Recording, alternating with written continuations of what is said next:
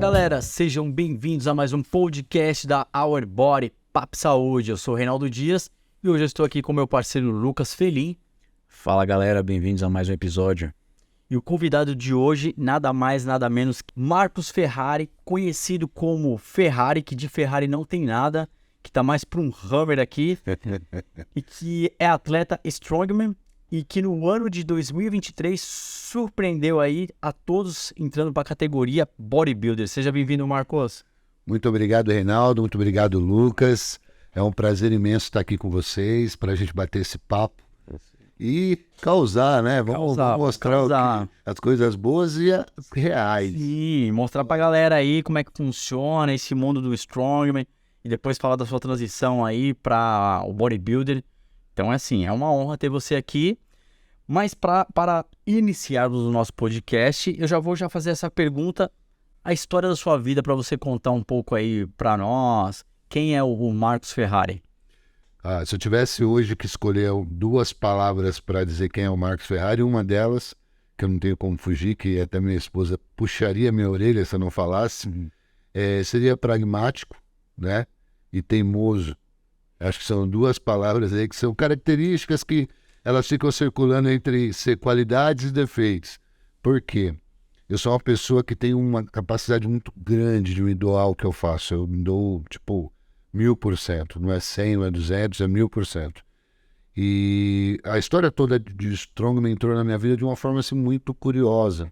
Eu assistia pelo YouTube naquela época, alguns vídeos, via os Hidrunas, via John Paul Março, eu achava aquilo maravilhoso. Eu falava, putz, esses caras são deuses. E realmente eles representavam, assim, sabe, a figura de deuses gregos e tal. E o que eles faziam eram coisas de super-herói. Eu falava, caramba, se eu puder fazer terço do que esses caras fazem, eu vou ser o super-herói brasileiro, pensava comigo. E aí acompanhei a carreira de alguns atletas aqui no Brasil e tal. Mas o que me motivou mais mesmo, assim, que isso deu aquele cheirinho de falar, poxa, você pode, foram coisas que assim, vieram familiar, sabe, da família, do meu avô. Ele me incentivou muito a me jogar nas coisas. Pô, será que você consegue? Ele me desafiava mentalmente, sabe? Aquela coisa, pô, tá vendo aquela pedra ali? Deixa pra lá. O que foi? Não, o que tem? Não, eu tô vendo aquela pedra, legal, né, pesada, mas aquele só homem levanta, só tem que ser muito forte, acho que nem eu consigo. Eu falei assim, e se eu conseguir? Eu falei assim, não sei, você pode tentar, mas acho que você não vai conseguir. Esses bracinhos finos seu ainda não dá conta, não. Rapaz, eu ficava horas ali. E tipo assim, a hora que eu conseguia levantar, eu pegava, às vezes era muito rápido, mas às vezes demorava um pouco mais, porque era mais pesado, eu era franzininho. Até os meus 24 anos eu pesava 70 quilos, né? Então eu era franzininho e tal. Aí eu ia lá, pegava e ele podia estar, lá na porteira, 1 quilômetro, 2 quilômetros, eu ia levando a pedra com as pernas tortas. Levantei, só para ele ver que eu tinha levantado. Então isso foram, eu acho que foram códigos que foram sendo inseridos, que foram despertando qualidades que eu tinha. Eu percebi naquele momento que eu tinha muita facilidade de levantar peso, de mexer com peso, e eu gostava. Isso parece que transmitia um pouco de poder, sabe? Quando você levanta uma carga, quando você vence a ação da gravidade sobre um peso, alguma coisa, parece que você tem um poder ali, né? Poxa, bacana, fiz um supino de 200 quilos, caramba, né? Supino, eu falo supino porque na academia hoje é muito comum, né? A maioria dos marombeiros, todo mundo gosta de brincar de vamos ver quem levanta mais, né, no supino. E então, para mim, a brincadeira era levantar pedras, levantar tronco, levantar traseira de fusca, e isso aí foi crescendo. Só que daí, no decorrer da minha vida, eu fui encontrando outros esportes. Eu passei pelo handball, eu passei pelo rugby, eu passei por vários esportes de luta. E só que assim, nada preenchia. Preenchia por um tempo, era legal, mas aí falava, puta, tá faltando alguma coisa. Aí eu vou pra academia, conhecer a musculação, vou pra academia. Aí legal, tinha os equipamentos, levantava peso, mas faltava alguma coisa. Aí conheci o powerlifting. Aí o powerlifting, poxa, né, você vai galgando carga, você vai crescendo. Você fala, caramba, agora eu tô fazendo 200 supino, 300 de agachamento, 300 e pouco de terra. Pô, tá legal, me sinto forte, tô ali entre os top e tal. Só que daí, de repente, aquilo se tornou monótono. Não era uma coisa assim que tinha adrenalina. Tinha adrenalina por 3 segundos. Aí o tempo do movimento da carga máxima. Eu falei, não, quer saber? Eu acho que, aí olhando o vídeo dos Hidrunas, do Thor, daqueles caras, eu falei, isso daqui é um esporte. E aí eu comecei a correr atrás de equipamentos. Comecei a correr atrás de vídeos, nunca teve nenhum tipo de material didático, porque assim, o Strongman fora do Brasil, ele é um esporte de fazendeiro, ele é um esporte de lenhador, ele é um esporte de... Ele vem do labor, do trabalho, ele pega atividades laborais e transforma em esporte. Então você tem uma prova, por exemplo, que chama Caminhada do Fazendeiro, que é o Farmer's Walk em inglês, que é nada mais nada menos que você carregar um peso com alça em cada mão por um tempo. Obviamente que no esporte de alta performance esse peso é muito alto, mas que ele tem as categorias de acesso e as categorias femininas, onde o peso é um peso mais normal, digamos assim, né? Então ele veio da fazenda, que as fazendeiras caminhavam lá com os baldes de leite e aquelas coisas todas, e veio para o esporte se tornou uma prova. Assim como o log lift, que é o levantamento de tronco, que é uma prova que veio dos vikings, que eles, quando iam construir os barcos e tal, eles levantavam a tora no peito e levantavam acima da cabeça como sinal de virilidade. E aquilo acabou vindo para o esporte. Então, o Strongman é uma colcha de retalhos, de várias provas, de vários movimentos que vieram do laboral, que vieram de profissões, né, que tem normal, como fazendeiro, como lenhador, etc., que vieram e fizeram parte do hall de provas do esporte para medir a força absoluta daqueles atletas. Então, pô, isso era massa. Pensa, você não está mais fazendo supino, agachamento e terra. Você está levantando pedras, você está carregando peças pesadas no peito, carregando nas costas, arremessando acima da sua cabeça 5 metros de altura. Cara, o Highland Games. O Highland Games é uma prova muito antiga. E lá eles arremessavam fêmeos, arremessavam sacos. Aquilo veio para o Strong. Então isso foi me cativou. A hora que eu olhei, eu falei, pô, eu quero ser isso aqui. Só que não tinha um livro, não tinha na internet, como treinar Strongman? Não tinha.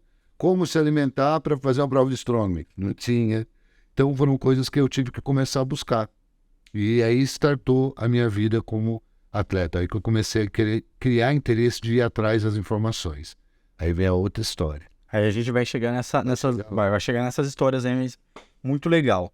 Então, galera, ó, começamos aqui o nosso podcast. Antes de mais nada, inscreva-se no canal, ative o sininho, clique, compartilhe e fortaleça. Estamos também na plataforma do Spotify, tá bom? E para você que já tá aí ligado, ficou ansioso, quer saber o que nós iremos falar, a gente vai falar aqui, ó, sobre o Strongman no Brasil, quais tipos de movimentos, critérios, doping. Vamos falar sobre modalidade olímpica, como funciona a dieta de um atleta Strongman. Enfim, muita coisa. Fica aí que iremos, né, com tudo agora. É isso aí, isso aí. Marcos, obrigado por ter vindo. Eu que agradeço. Foi legal que você já resumiu de uma forma bem simples para o público que está em casa para entender o que é o Strongman. Eu acho que a maioria das pessoas, quando pensa em Strongman, que conhece um pouco o esporte, acaba pensando nos Estados Unidos ou Europa. Conta pra gente um pouquinho como é que tá o Strongman, como sempre foi e como tá hoje em dia o esporte no Brasil. Hoje em dia a gente conseguiu organizar o esporte. Por acaso eu sou o presidente da Confederação Brasileira, né? Além de ser atleta e além de ser um dos pioneiros aí no esporte no Brasil. Então hoje a gente tem um esporte que é regrado. Os equipamentos, eles têm um padrão, eles seguem padrão internacional, inclusive o recorde atual, deixa eu ver se o Aerobib acho que não quebrou ainda, do log, que é o levantamento de cilindro, é com o log brasileiro, que o Zidane fez em 2015, na praia, lá no Rio de Janeiro, né, dentro de um Força Bruta que aconteceu. Então a gente tem equipamentos de padrão internacional. Só que essa história é uma história assim que foi muito complicada. Por quê? Porque aqui no Brasil já tinha movimentos de Strongman, só que o Strongman no Brasil ele era mais pro lado do Vladimir Tchekotchenko lá e tal, que era mais o lado de circo e show. Então não se tinha a necessidade de pesar de fato, de saber quanto que tinha de peso real, de ter regras, as regras eram meio que criadas. E eu falei, pô, isso não tá certo. Existe um World Strongest Man, né, que é o máximo, tipo, a topo da pirâmide. Então deve ter um regulamento para o cara poder treinar, para o cara chegar lá. E aí é onde começou as minhas incursões pela Europa e pelos Estados Unidos. Eu fui atrás de informação lá. Então eu cheguei lá, eu vi como os equipamentos eram feitos, como era feito uma Atlas Stones, que é aquelas esferas de pedra gigante, como que eram feitos os equipamentos, qual que era o intuito, como que eles chegavam, por exemplo, na conclusão de como eles fariam, por exemplo, uma prova, se por tempo, se por número de repetições, se por peso, como que era dividido, se tinham categorias. Então eu comecei a catalogar tudo isso. né? Foram durante 2 ou 3 anos. E esses 2 ou 3 anos eu competia, eu já estava como dirigente e trazendo informações, trazendo essa base de Strongman para o Brasil. Então, a partir de 2015, nós começamos a ter as competições dentro do Arnold, por exemplo, com o mesmo nível que tinha lá fora, nos Estados Unidos, com o mesmo nível que tinha na Europa. Tanto é que era uma briga para os atletas irem competir no Arnold aqui no Brasil, os profissionais, porque os equipamentos eram excelentes, eram considerados equipamentos excelentes. E assim, detalhe, todos feitos a partir de sucata. Eles são feitos a partir, por exemplo, de vigaí, que é aquela viga de construção, que é aquela, igual tem a linha de trem, né, que é o dormente da linha do trem, eram feitos com aqueles dormentes. Então a gente começou a utilizar a sucata para fazer os equipamentos e deu super certo, né? E aí começamos a receber elogio e as portas se abriram. A gente abriu porta para o Giants Live, porta para a Strongman Corporation, para a Strongman Champions League na Europa. Então todas as maiores entidades do mundo abriram as portas para o Brasil, lugares que até então o Brasil nem sonhava. Eu lembro do Mundial da China quando eu fui, em 2013, eu estava sentado numa mesa e tinha tipo o top 10 espalhado ali pelo saguão do hotel, e eles conversando, eu manjava um pouquinho coisa de inglês, eu não sabia falar muito, mas eu manjava um pouquinho de ouvir. E eu lembro de um dado momento, um dos caras perguntar para os Idrunas, que é um dos maiores nomes da história do Strongman internacional, se, no tom de brincadeira, né, obviamente, pô, vocês estão bem de dinheiro, né, vocês estão trazendo staff do Brasil para vir aqui para ajudar, né, e, tipo, se referindo a mim. Porque, poxa, 1,75 m, 120 quilos perto daqueles monstros, eu era um ajudante, não passava do staff. Eu olhei bem pra ele assim e falei, cara, eu te admirava até hoje, agora eu vou passar o carro em você. Primeira oportunidade que tiver, vou passar o carro em você. Prepare-se, né? Prepare-se. E assim, e aí foi acontecendo as competições, só pra encerrar esse assunto. Aí quando, passado acho que uma temporada, a gente estava na Ucrânia, e eu vi uma mão batendo no meu ombro, parecia uma pata de urso, assim, né? Batendo no meu ombro, assim, e ele falou em inglês pra mim, Ferrari, parabéns. E eu não botava fé, mas realmente vocês são muito fortes, cara. Porque eu tava de pau a pau com os caras. Onde eu perdia? No tempo. Porque, obviamente, um cara que pesa 200 quilos com 2 metros de altura, ele produz a força muito mais fácil do que um cara de 1,75, 120 quilos. Só que eu batia de pau. Ele fazia 15, eu fazia 14. Ele fazia 25 metros, eu fazia 22. Entendeu? Então eu tava ali muito pau a pau. Então os caras começaram a me considerar muito por causa dessa minha aproximação deles, tendo essa diferença genética gigantesca, tá? Então, isso tudo veio para o Brasil por volta de respondendo a sua pergunta, por volta de 2013, 2015, a gente começou a ter regramento, divisão de categorias. Hoje a gente tem categoria feminina, categoria master, até 90 quilos masculina, até 105 quilos. São atletas fortíssimos e, inclusive, deixei legado para alguma dessas dezenas desses atletas que hoje estão no circuito. Então é muito bacana. Hoje o esporte cresceu muito com alta performance e atraiu a atenção de várias outras modalidades.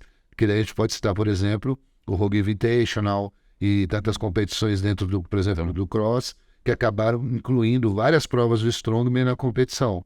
Legal. A gente agora vai para destrinchar a pergunta, né? Quais são os movimentos do Strongman? Eu queria que você passasse para a galera tanto em inglês e a explicação mais lúdica, né? Trazendo o movimento similar ao terra, tempo. Seria legal.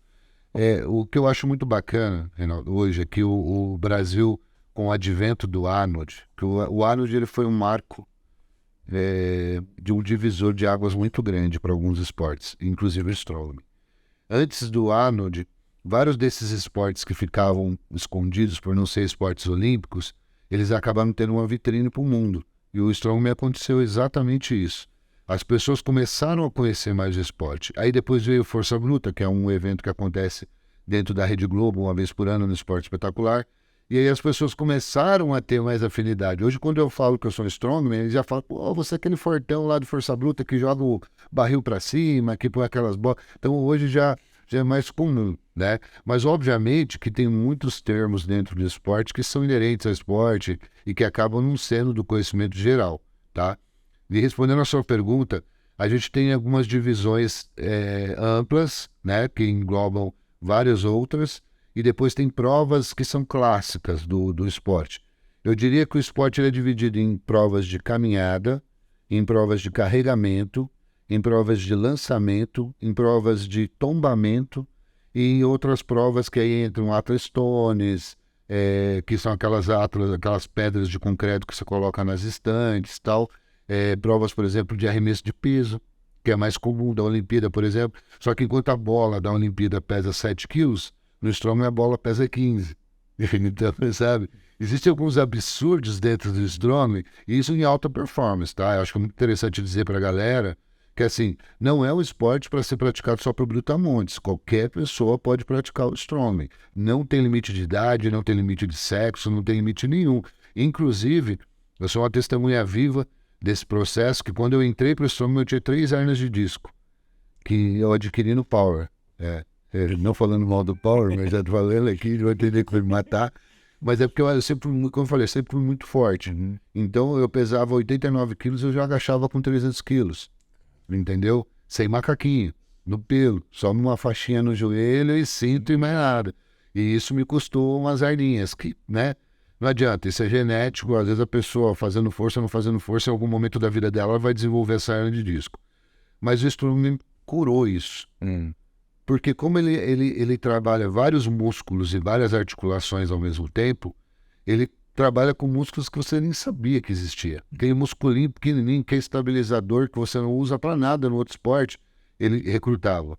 Então isso aí foi fortalecendo. Hoje eu tenho paravertebrais super fortes, que eu não sinto dor nenhuma. Não sinto dor irradiada, não tenho 3 hernias de disco. Entendeu? Então o strongman, ele criou uma armadura. Eu consegui atingir músculos que talvez eu não atingisse nem no bodybuilding tão facilmente.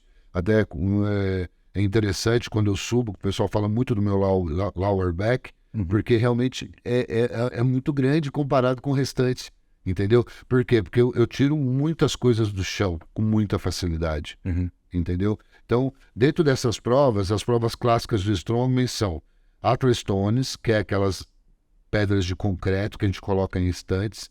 Eu tenho um recorde sul-americano que eu consegui colocar uma pedra de 180 quilos a 1,80 m. Eu tenho 1,75 m. Então eu tive que praticamente empurrar no final a pedra para colocar no estante. Tem até vídeo meu no Instagram.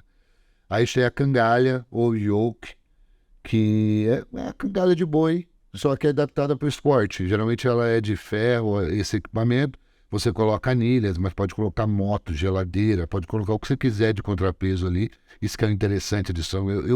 Eu adoro strongman, porque qualquer coisa vira equipamento. Então você pode pôr qualquer coisa ali que dê peso e você carrega aquilo com os ombros como se você fosse fazer um agachamento, só que você vai andar com aquilo. Então você imagina, quando você faz o agachamento, você saca, estabiliza, faz o bracing, desce com a respiração travada, sobe soltando o ar. Pronto, acabou o movimento. Na caminhada você vai ter que sacar, fazer o brace, segurar todo o seu core e você vai ter que correr com aquele peso nas costas. Imagina o quanto você vai ter que ter de estabilidade relacionado ao agachamento. Aí entra uma coisa interessante. Existe uma transferência do yoke para o agachamento, eu faço isso com todos os meus atletas, que é impressionante. Às vezes o cara entra fazendo 200 de agacho, aí ele faz vários treinos de cangalha, ele vai fazer carga máxima de agacho, está com 240, 250. Ganha 50, 40 quilos. Por quê? Porque ele aumentou a estabilidade e o core do corpo. O que é o agachamento? É você, quanto mais linear você fizer a força, mais força você vai impor. O que acontece às vezes quando está na carga máxima? Você perde o peito, você perde o quadril, aonde você tem perdas de energia no vetor horizontal. Quando você tem perda de vetor horizontal, você tem que fazer muito mais força para subir. É onde você torce, é onde você perde peito, etc. Com o cangalha, você trabalha tanto essa região do core que você não tem, você desce literalmente reto. Então você pode impor mais força. O meu melhor agachamento foi 405 quilos. Entendeu? Mas eu andei com cangalha de 560. Então a transferência é muito grande. Não, eu ia falar só de respiração nessa transição. Para andar com a cangalha? Respira curto, né? Respira curto porque você não pode soltar todo o ar, porque se você soltar todo o ar, você fica pressionado e você não consegue encher de novo a caixa torácica. Então, é uma respiração meio que...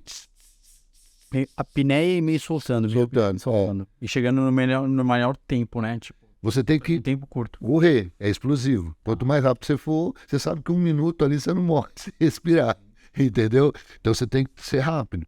Geralmente são 20 metros, 30 metros no máximo que eu já vi. Depois a gente vai chegar na apneia. Então a gente continua ainda aqui destrinchando quais são os movimentos. Isso aí tem o Farmers Walk, que o Farmers Walk é a caminhada do fazendeiro, que é isso aí, o pessoal hoje faz na academia, pega 2 kettlebells, pega 2 dumbbells, é só pegar um em cada mão e você sai andando com aquilo. Também trabalha muito bem o core, trabalha o grip, que é a capacidade de você suportar, segurar as coisas com a mão, né? E trabalha também essa região de grande dorsal, peitoral, aqui que você mantém a postura mais... Então, para corrigir, por exemplo, lordose, para você corrigir cifose, é super interessante, é um exercício super bem aplicado, eu já vi sendo aplicado em várias clínicas para utilização nesse sentido. Aí você tem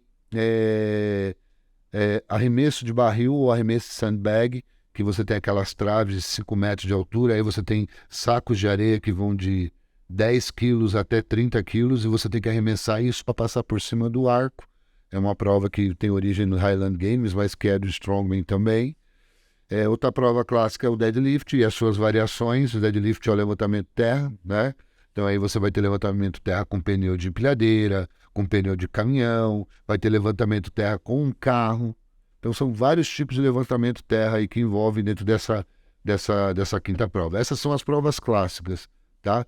Aí você tem tombamento de pneu, que vários tipos de peso e tipos de pneu. Tem pneu que você apoia em 3 apoios, tem pneu que você apoia em 2 apoios.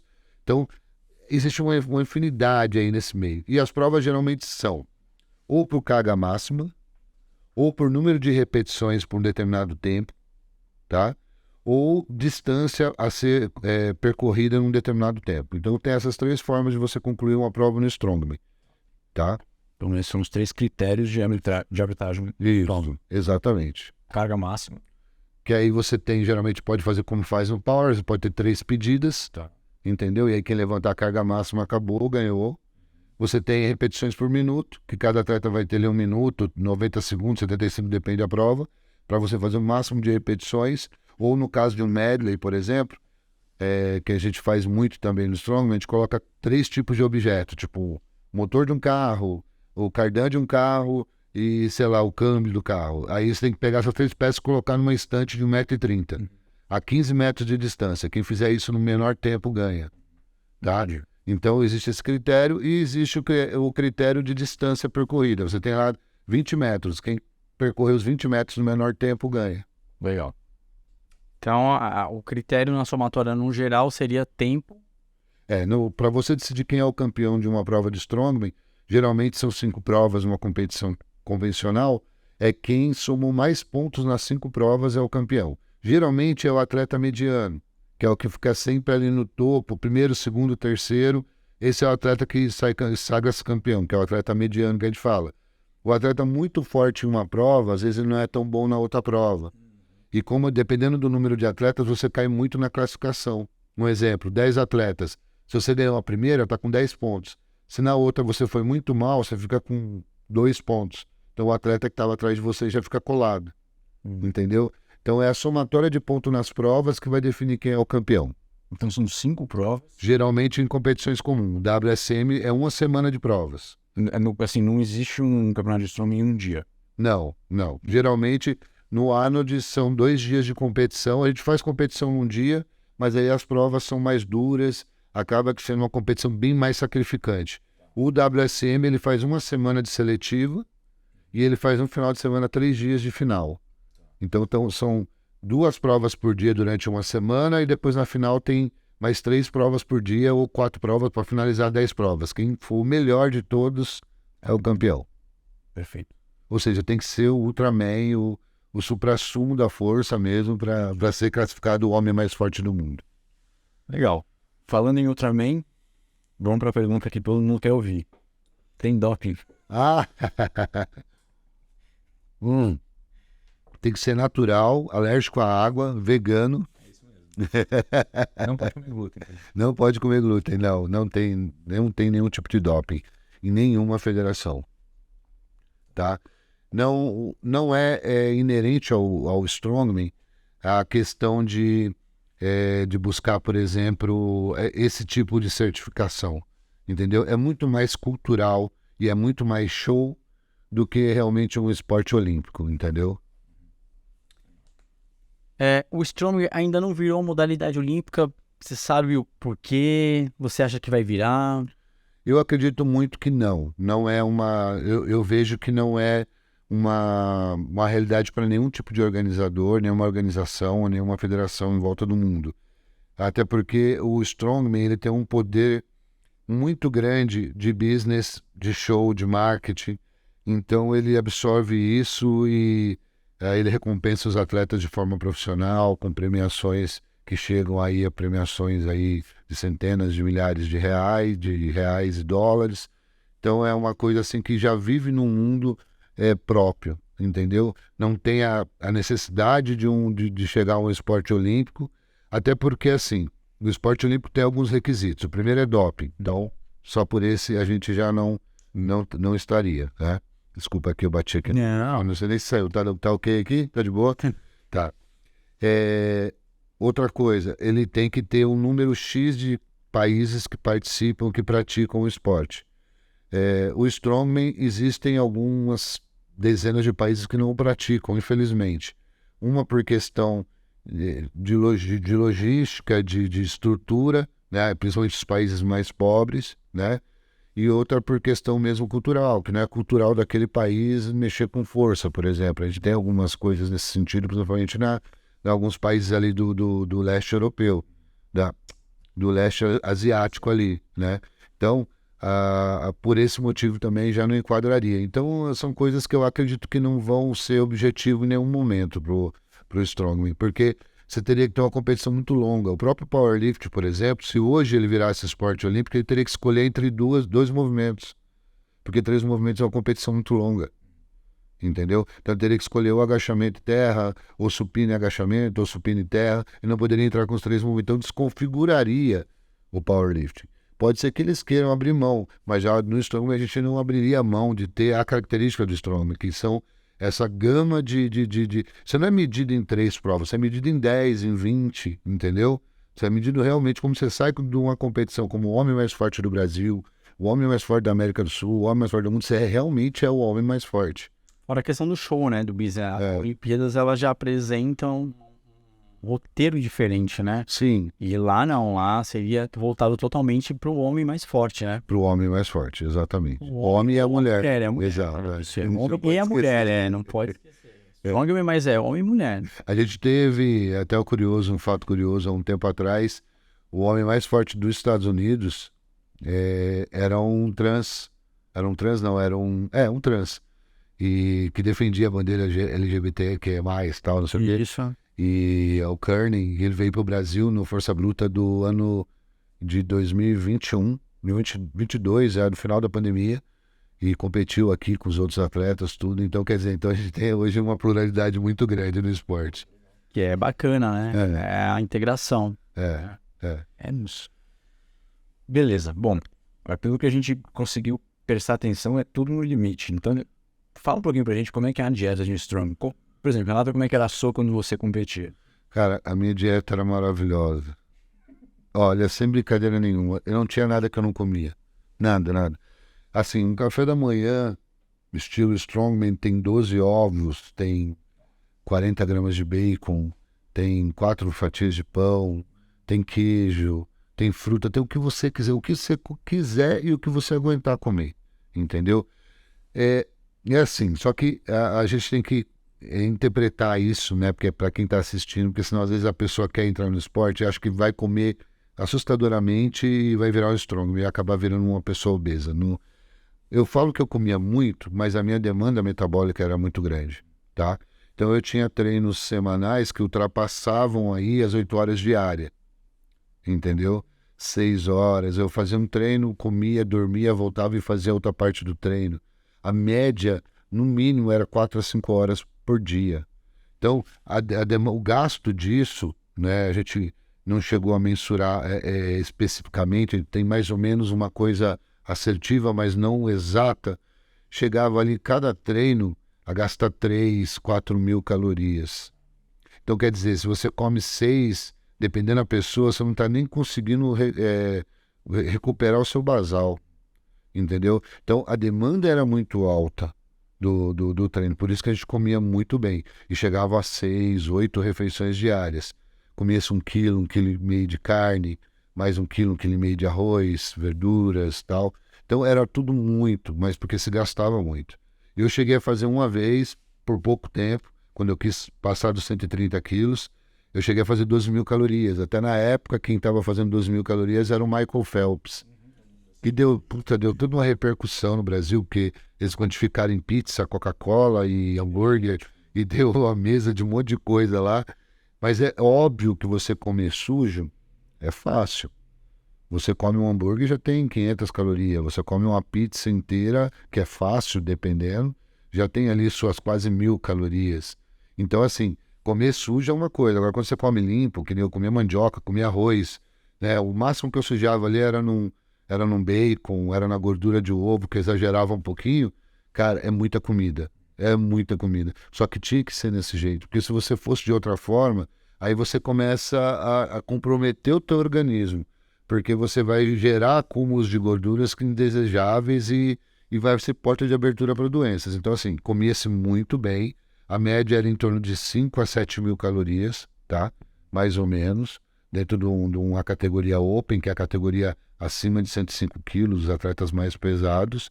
Mas, por exemplo, tem mulheres hoje que já fazem dietas de 3.000. 3.000 de calorias para uma mulher é caloria pra caramba, entendeu? Então ela tem que controlar a questão da gordura, etc. Mas, enfim, isso também vem em contrapartida com a outra realidade. Hoje os atletas estão muito mais estéticos, eles estão muito mais atléticos, né? Então eles estão dando uma ênfase maior na dieta. Hoje percebeu-se o seguinte, que não na quantidade, mas você tem que tirar o máximo do mínimo. Então você diminui aquela quantidade de calorias, porém você utiliza em momentos estratégicos, você usa coringas, uma pasta de amendoim, sabe? Coisas que você vai colocando em determinados pontos da sua dieta que vão realmente funcionar. Você sabe que com uma banana você consegue fazer ali 45 minutos de treino. Então não tem necessidade de você comer 5, 6, entendeu? Então começou-se a quantificar. Então hoje existem já até alguns nutricionistas que estão se especializando nessas dietas mais hard, para a pessoa ter o aporte que ela precisa para treinar, mas para ela não sair fora do contexto, não se tornar uma pessoa obesa ou dentro de um grupo de risco, por exemplo, tendo colesterol alto ou pré-diabético, alguma coisa do gênero. Legal você relatar, o Ferrari, esse cenário todo, né, que a gente fala do atleta strongman, mas eu queria saber de você mesmo, assim, um exemplo, quando você falou 7.000 calorias, 7.000 calorias, a sua rotina, o seu treino você encaixava qual horário do dia? Eu encaixava geralmente a partir das 6 horas. Eu ia das 6 até as 10, 11 horas da noite treinando. Tá, e aí das 6 às... Eu comia intratreinos. E aí esse intervalo na alimentação do intratreino?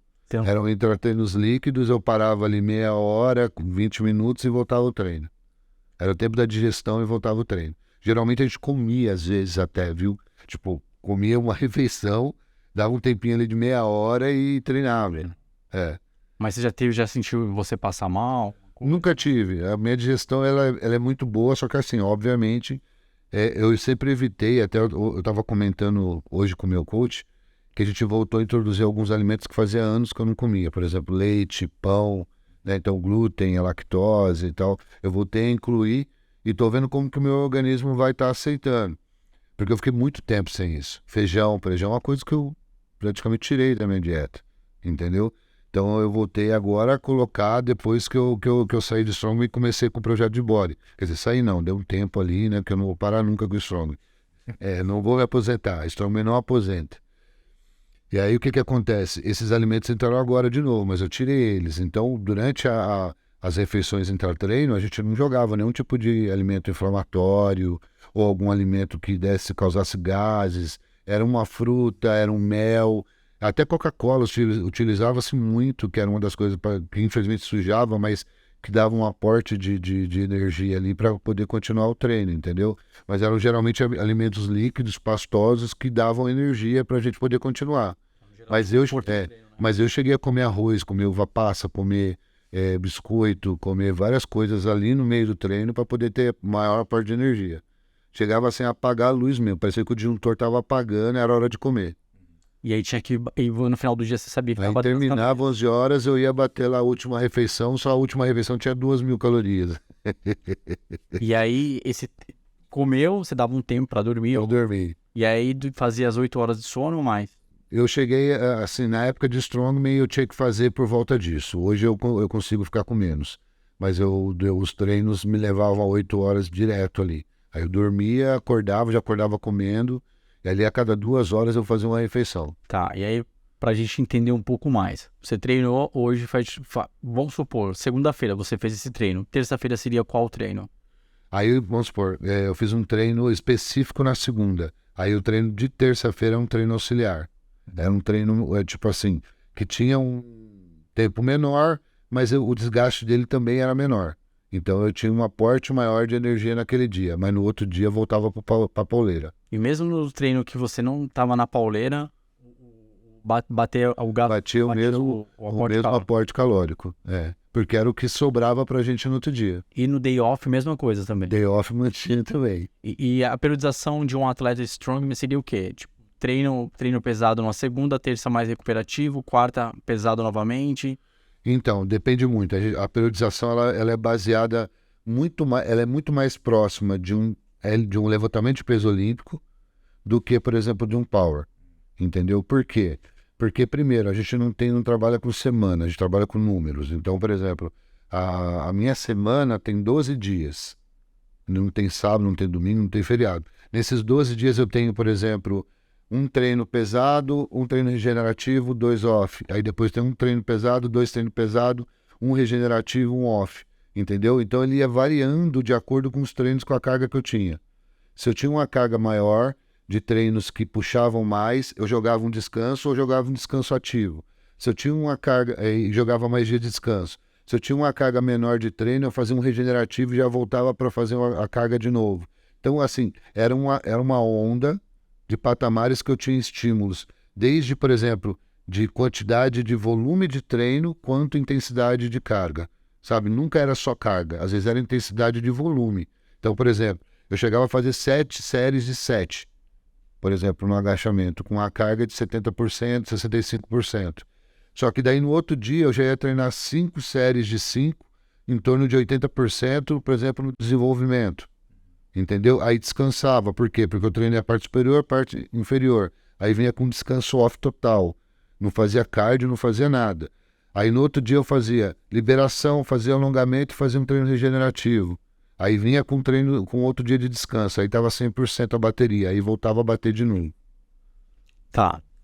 E isso, você fazendo esses 12 dias, tem uma competição marcada, agendada para domingo. Como é que funciona, um exemplo? Daqui 20 dias tem uma competição. Vamos exemplificar para o público de em casa entender. Funciona como se fosse um bodybuilder ou não? Você fica, 4 dias off para... Quer saber disso? Isso é legal. O que acontece? A gente, quando está na finaleira, a gente diminui o volume, diminui os auxiliares, foca nos específicos e a gente entra na semana que a gente fala de deload.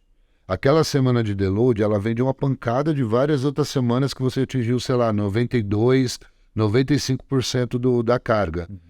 Uma coisa que é específica do Strongman é que muitos atletas eles não têm confiança de chegar na competição e fazer a carga se eles não fizerem no treino. E isso é o pior erro que acontece para muitos deles, porque eles dão 100% no treino, entra em curva de recuperação e essa curva de recuperação às vezes leva o cara para baixo. O cara entra num overtraining, depende muito do que o cara está tomando, de como ele está se alimentando. Ele pode, às vezes, jogar fora a periodização dele, porque ele chegou antes. Né? Aquele que a gente estava falando agora há pouco, antes de entrar aqui, sobre a questão da preparação no body. Sim. Então, a gente faz a periodização, calcula a semana, o macrociclos, microciclos, para quando chegar na semana da competição, o atleta está em deload. O que ele seja é supercompensação. Ele não vai estar em declive, ele vai estar em aclive de força. Aí quando ele chega no dia D, que é o dia da competição, ele está 100% do que ele se planejou. E o aporte calórico você pode aumentar. E o aporte calórico aumenta porque é onde você vai fazer reserva. Só que você aumenta mais nos últimos 4 dias. né? Porque até isso é comprovado cientificamente que você não consegue estocar mais do que 3, 4 dias, né? Fígado, músculos, etc. O glicogênio, 4 dias tá top. E aí, 7.000 você sobe mais umas 2.000 calorias. 1.000 calorias no máximo, tá bom. 1.500 calorias no máximo. Repouso total. Repouso, mantém os ergogênicos, mantém creatina, e aí você chega no top para competição. Tá. Vamos perguntar o dia da competição, então? Dia da competição. Bora. Funciona como se fosse um powerlift? Tem amônia, o cara cheira a amônia ali, é isso mesmo? Tem. A amônia é interessante, sabia? A amônia, ela tem um efeito muito mais... o pessoal pensa que é psicológico, não é psicológico. Ele é o mesmo efeito do formol, do álcool. O que acontece? Quando você dá aquela baforada, é como se você tomasse um tapa na cabeça. Então, às vezes você está nervoso, você está fora de foco, você dá aquela cheirada na amônia, ela te traz para volta e fala, cara, presta atenção aqui. É para isso que ela faz, não faz mais nada. Ela não vai te estimular, ela não vai te deixar louco, ela não vai te dar descarga de adrenalina, tudo isso daí é falácia, tá? O que ela faz é isso, é tipo, imagina que você tá desacordado e alguém chega com o clorofórmio, você volta por quê? Porque te chamou, né? Te deu um tapa lá dentro no cérebro, incomoda. É o que a amônia faz, tá? É só para colocar, que às vezes as pessoas falam assim, poxa, o cara tá cheirando lá, o cara tá cheirando cocaína, não tem nada a ver com cocaína, não é droga, não tem nada a ver. Não é droga, não é estimulante, não é nada. Ele simplesmente é algo que te incomoda, que faz você acordar, você tá nervoso, porque geralmente, pô, você tá entrando para fazer sua carga máxima, você não tá entrando para dar uma voltinha, fazer um cardio ou fazer um treino, você tá entrando para dar o seu melhor naquele momento. Você ficou 12, 16 semanas se preparando para chegar naquele momento e fazer a brincadeira ali, entendeu? Então é para isso. Então ali no dia a gente carbo, mas é tudo carbo líquido, pastoso, tudo coisa rápida. Usa-se muito Coca-Cola, usa-se muito Gatorade para repor sais, magnésio, zinco, essas coisas todas, porque a gente sabe que isso tudo participa das ligações, né, químicas ali para produzir força.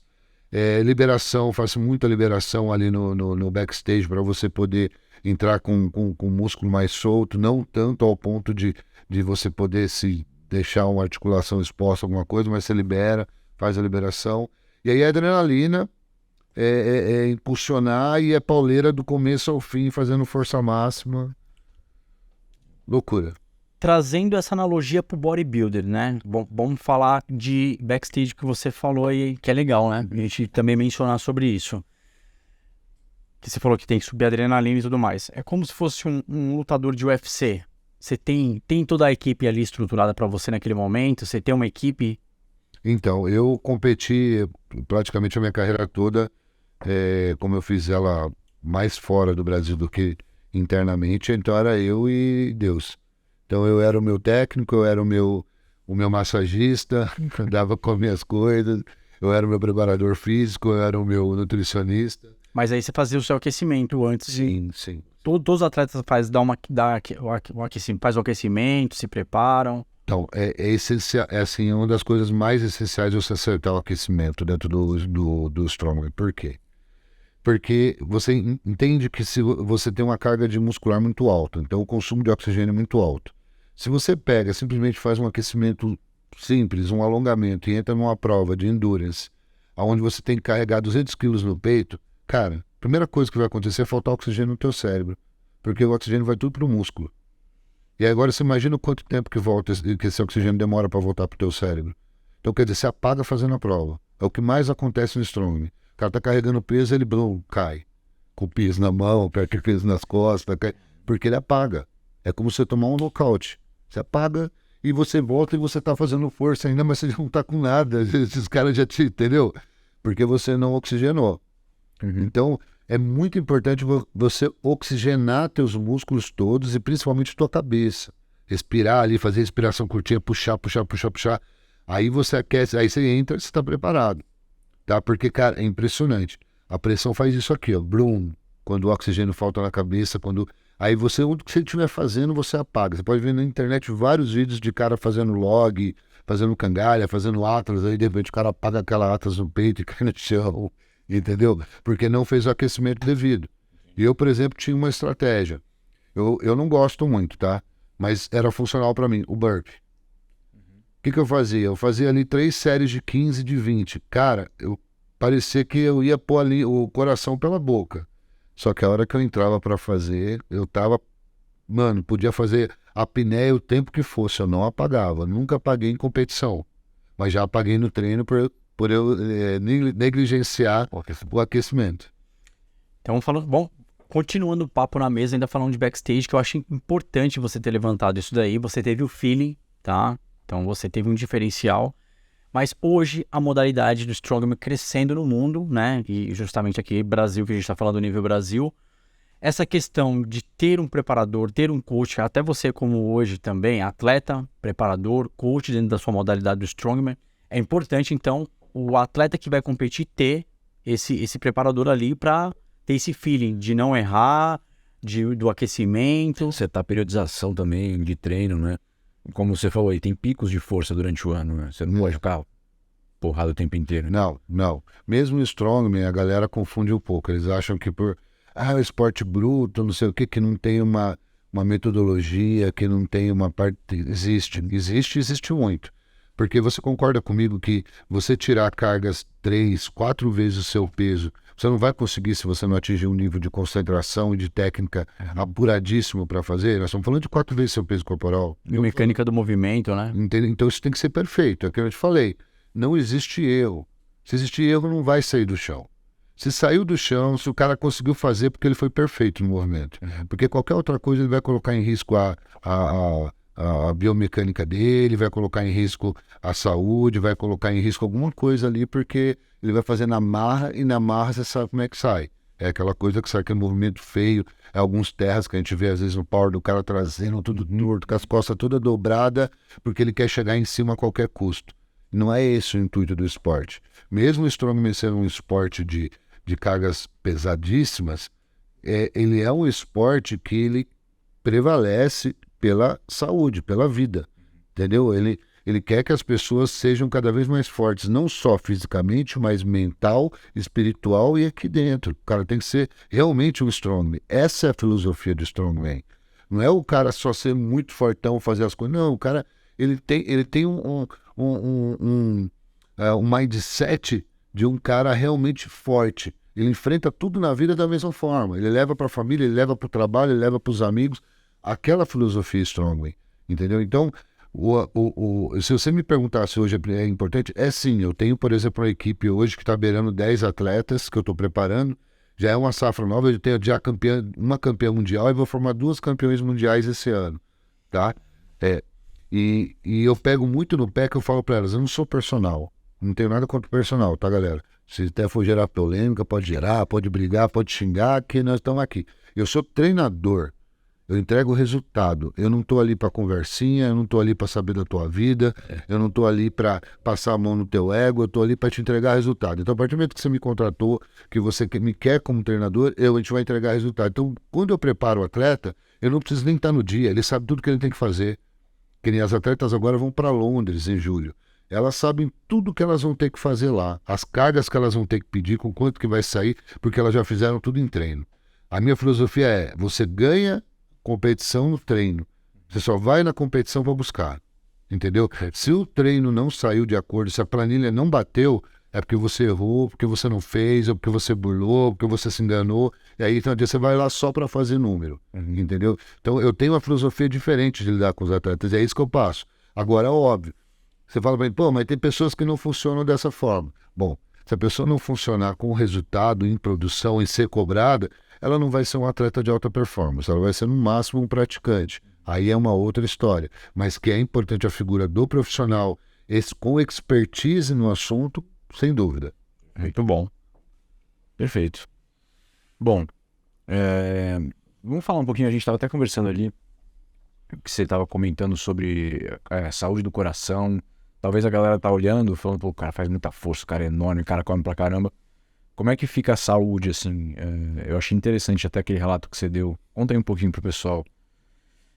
Aquela parte que você falou do coração do Strongman ser um coração mais forte e bombear sangue com mais eficiência.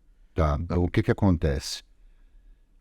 A gente nessa demanda de não ter muita informação, de não ter muito artigo científico e tal, a gente conseguiu a ajuda de algumas pessoas, né?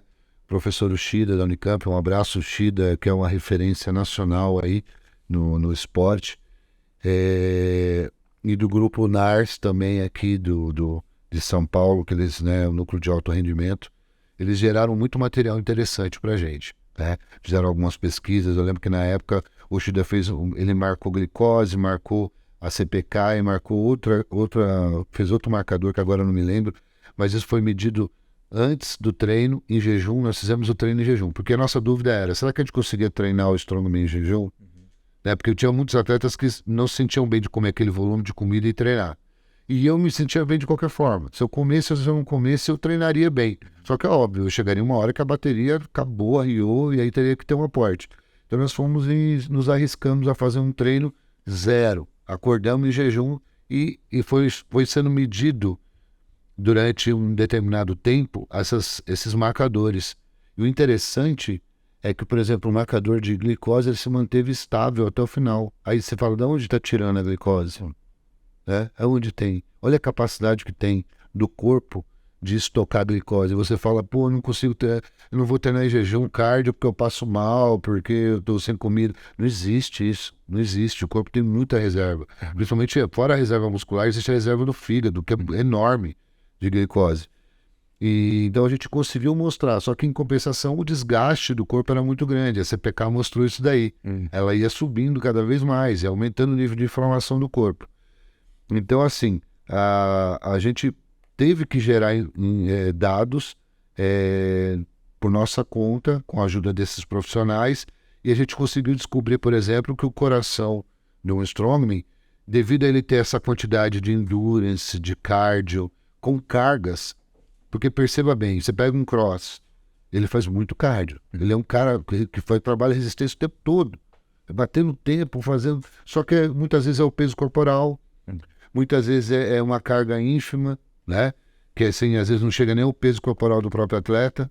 E então, quer dizer, ele está trabalhando endurance o tempo todo. O Strongman faz aquela mesma coisa de correr, de pular, talvez não a parte acrobática, a parte ginástica do cross, mas ele faz aquela parte de força, de terra, etc. Só que com 3, 4, 5 vezes o peso corporal.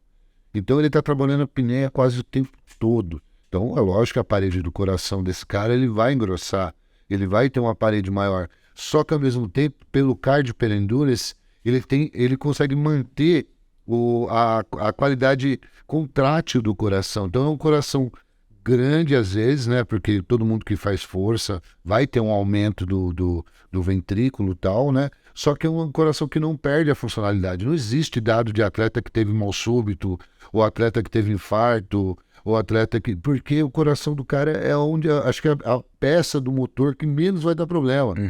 Entendeu? Ela é muito bem preparada por causa da quantidade de estímulos que você proporciona para o teu corpo ali. Fora força, carga máxima, fora força em apneia, fora cardio, fora endurance, fora explosão, que de repente você tem que dar uma corrida de 20 metros com 180 quilos no peito. Mais o seu peso corporal, 300 quilos deslocando, correndo, entendeu? Então, isso são dados que a gente foi conseguindo e foi tendo comparações e feedback de alguns profissionais da área de saúde durante esse período aí. Dentro do que você falou e o Lucas aqui levantou, esses dados quando você fez o treino, né, junto com o pessoal em jejum, a força caiu? Porque a gente sabe que teve a reserva de glicogênio para executar o treino. Você sentiu diferença de força? A princípio não, talvez senti um pouco mais cansado no final do treino. Eu acho que até por uma questão lógica, sim, né? Porque uma coisa é você ter o que a gente precisa entender. Você comeu agora, não quer dizer que você comeu agora, essa energia vai ser usual para você agora. Ela tem que passar por um processo. Ela vai ser digerida, ela vai ser absorvida, ela vai ser entregue às células, à corrente sanguínea. A corrente sanguínea vai entregar às células musculares. Isso demora um tempo. Então não adianta, tomei um mel agora já vou usar. Não é assim. Né? A não ser que seja uma coisa sublingual, injetado na veia, alguma coisa desse sentido, ele existe um período. Então, geralmente, a energia que você vai utilizar é a energia do dia anterior, que já está estocado dentro da célula muscular. Né? Então, ela vai ter um fim. Só que daí essa energia que você está aportando hoje, ela entra no final quando você está terminando essa energia estocada. Agora, quando você está em jejum, você não tem essa energia que você acabou de jogar. Então, essa aqui começa a dar sabe? Ah, tá terminando, o puteirinho tá ali no finalzinho do Metabolismo tanque. acelerado, o corpo tá pedindo, o corpo é inteligente, música. É mais ou menos E é isso. exatamente isso. Porque o que você falou é bacana levantar essa questão, porque o ser humano é muito psicológico, ou é totalmente psicológico. Totalmente psicológico, eu concordo contigo. É. Totalmente psicológico. Legal isso. Se você cria uma máxima, na verdade, eu vou até dizer uma coisa pra vocês. Na verdade, a gente cria bloqueios o tempo todo. Entendeu? Sabe aquela coisa de você chegar pro seu filho e falar assim, ó, não vale não que o bicho-papão tá ali? Isso é um bloqueio idiota que você tá colocando no teu filho. Aí você fala, não dá nada, isso é uma coisa idiota, coisa de pai, de vô, de... Só que ele vai crescer com o bicho-papão. Entendeu? Pode ser que o bicho-papão pra você não seja lá uma figura embaçada, não tem nem forma. Mas a criança, ela cria uma forma pro bicho-papão e ela cresce junto com o bicho-papão. Então ela nunca vai em lugar escuro que não tenha ninguém, porque o bicho-papão tá lá. Mesmo que ela não chame de bicho-papão quando ela estiver adulta, mas ela sabe que alguma coisa ruim tá lá. Então ela se bloqueia. Quando, na verdade, a gente tem que quebrar os bloqueios. O que eu faço com a minha filha? Vejo, até minha esposa faz também muito isso com ela. Vê uma barata, vê um bicho, a gente estimula que ela chegue perto, que ela veja, que ela entenda que aquilo é natural, Sim. que aquilo faz parte de um sistema, entendeu? Não pode ter medo. A gente é especialista em criar medo nas pessoas. E o que eu faço, por exemplo, com meus atletas? Eu pego no psicológico deles, que eu faço eles chegarem ao extremo de se ver na seguinte situação. Você está na beira de um penhasco. Na sua frente tem um leão faminto. E aí, você vai enfrentar o leão ou você vai pular do penhasco? Se você pular do penhasco, a sua chance é zero, você vai morrer. Se você enfrentar o leão, você ainda tem uma chance de viver mais um pouco ou de... O que você vai fazer? Sabe, aí o cara para, fala, o leão é a barra. Se você desistiu, é o penhasco. Você desistiu, você se entregou, você perdeu um dia menos do seu objetivo. O que você vai fazer? Aí o cara fica ali. Aí o coração começa a bater. Porque, mano, você tá mexendo com o psicológico da pessoa. Você tá colocando ela numa situação real. Muitas vezes eu coloco uma música, eu pego e falo, cara, acorda. Então, seu objetivo, ó, entre seu objetivo, tá o leão ali, ó, você enfrentou ele, você tem a chance de matar. Vai pra cima. Vai. Você tem uma chance de passar. Agora pra trás você morre, acabou. É um dia que você perdeu de treino. Aí o cara vai, o cara arrisca. Aí ele arrisca, a sensação dele depois, fazendo ou não fazendo, é, mano, eu enfrentei o leão, entendeu? Fui pra cima. Então, é aquilo que eu falei pra você, quando a gente estava conversando ali atrás, é o poder. Eu acho que todo o esporte de força ele envolve um poder muito grande na cabeça da pessoa. E a gente está falando também de EBA, né? A gente sabe o quanto você já foi bodybuilding, né? Acredito que vai voltar agora, né? Com força máxima. Não quiser. Né? Os esportes de força, os esportes que envolvem né, estética, eles são muito egocêntricos. Então, quando você mexe com o ego de uma pessoa, é como se você alfinetasse ela no mesmo lugar por horas. Ela vai se sentir tão incomodada que ela fala, cara, não vou enfrentar esse negócio aí, porque, mano, tá... para de se cutucar, entendeu? E esse cutucar é no cérebro. Então eu trabalho muito isso. Por isso que eu falei para você que o estômago ele é cognitivo. Quando eu vou dar um exemplo para vocês claro de como que minha cabeça funciona.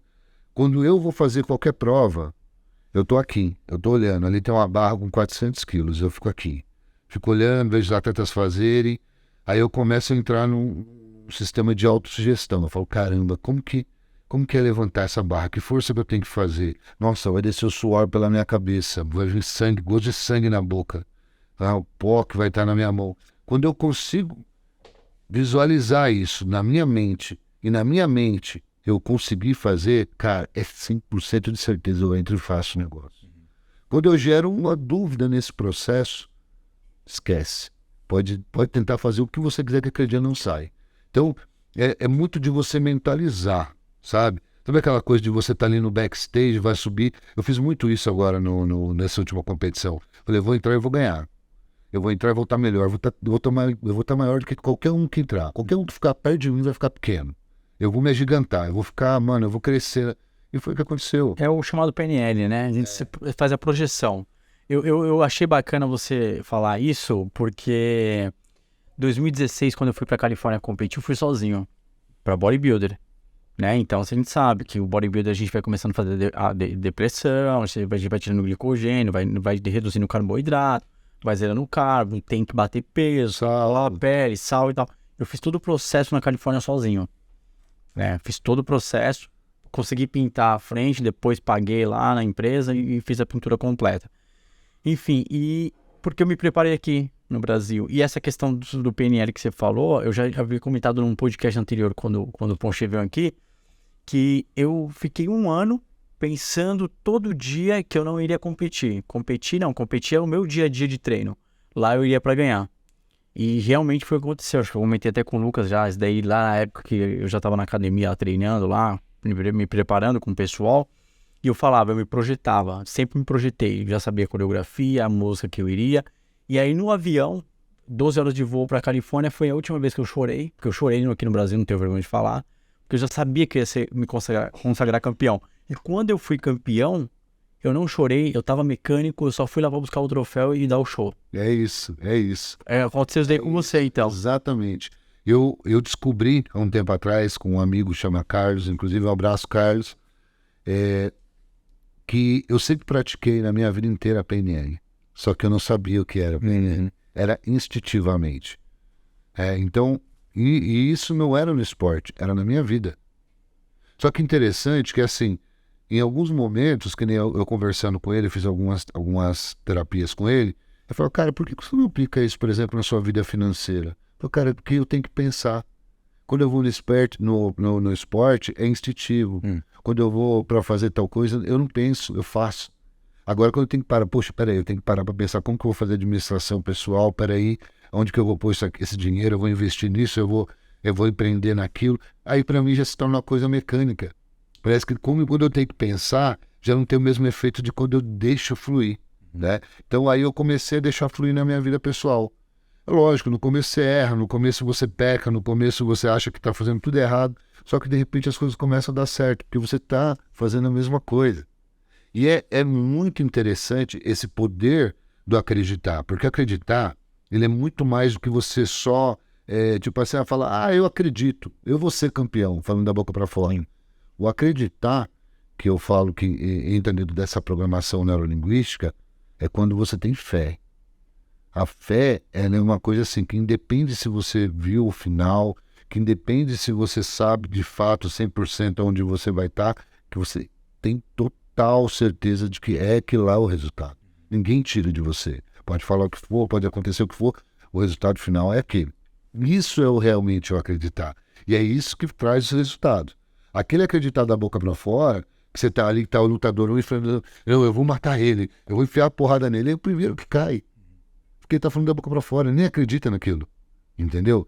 Agora aquele outro cara que tá ali, tá mentalizando, ele fala, não, eu sei onde eu quero ir, eu já vi, eu tenho que fazer isso, eu já me vi campeão e é isso que eu vou fazer. É o cara que ganha. Entendeu? E aí isso é um dos temas aí da minha palestra também, né? Eu falo bastante sobre o poder do acreditar dentro da palestra. Porque a fé é total energia, né? Energia. Eu vou falar um pequeno relato aqui. 2013, janeiro de 2013, eu falei pra muita gente, falei, vou competir no bodybuilder. Nem o pessoal falou, cara, você vai competir no bodybuilder? Não sei se o Lucas lembra disso. Aí o cara falou, pô, vou. Os caras falaram, onde? Eu falei, Califórnia. Os caras, você tá louco, você nunca subiu num palco no Brasil, você vai na Califórnia, vai no berço do fisiculturismo, você vai querer se consagrar campeão? Eu falei, não vou me consagrar campeão, eu já sou campeão. Os caras falaram, como? Eu falei, porque eu vou colocar toda a energia. Esse ano todo vai ser voltado pro campeonato, eu não vou errar na dieta, na água, no treino, eu não vou errar em nada. Eu estou projetado a fazer o negócio e eu vou fazer. E eu falei em janeiro, e os caras perguntavam em fevereiro, eu falava todos os meses, em março, abril, maio, junho. A mesma história. Eu tive uma lesão no meio, o meu médico na época falou, pô, esquece, você não vai competir. Eu falei, não, eu vou competir. Passei por um período de recuperação, continuei a preparação, final do ano fui lá e me consagrei campeão. É isso que você acabou de relatar, a fé, o acreditar, a energia, a projeção.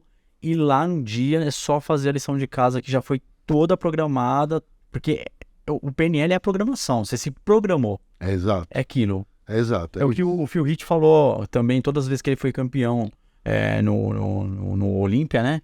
Ele já falou, o terno estava pronto. O ano que o terno não estava pronto, ele já sabia, né? Esse ano. Ele já sabia no meio do percurso que, tipo, houve alguma falha mental, física, alguma coisa, ou espiritual. O que acontece, eu vejo muitas pessoas eles terem propósito, até um propósito legal, pagarem o preço, só que não acreditarem no projeto, entendeu? Então o que acontece? Por exemplo, você está num projeto, é lógico, um projeto longo, que nem eu, vou competir em novembro, vou tentar o Procard em novembro. São 6 meses, pode acontecer muita coisa, tanto psicológica quanto física, eu posso sofrer uma lesão, eu posso... Só que é o seguinte, se eu acreditar, não importa o que aconteça. Olha o Sebum subiu com o bíceps zoado e foi campeão de novo. E estava bem, não foi campeão porque colocaram ele campeão, ele estava realmente melhor. Entendeu? Então, quer dizer, vai acontecer coisas, porque você falou que tem fé. Se você falou que tem fé, você vai ser testado, meu irmão. Cara, quando você fala eu sou de Deus, você vai ser testado, irmão. Não é fácil estar do lado dele. Então ele vai te testar o tempo inteiro para ver se realmente você é ali ou não. Porque se fosse fácil, eu sou de Deus, sou cristão, e entrar se não tivesse que ser testado, mas, todo mundo era, cara.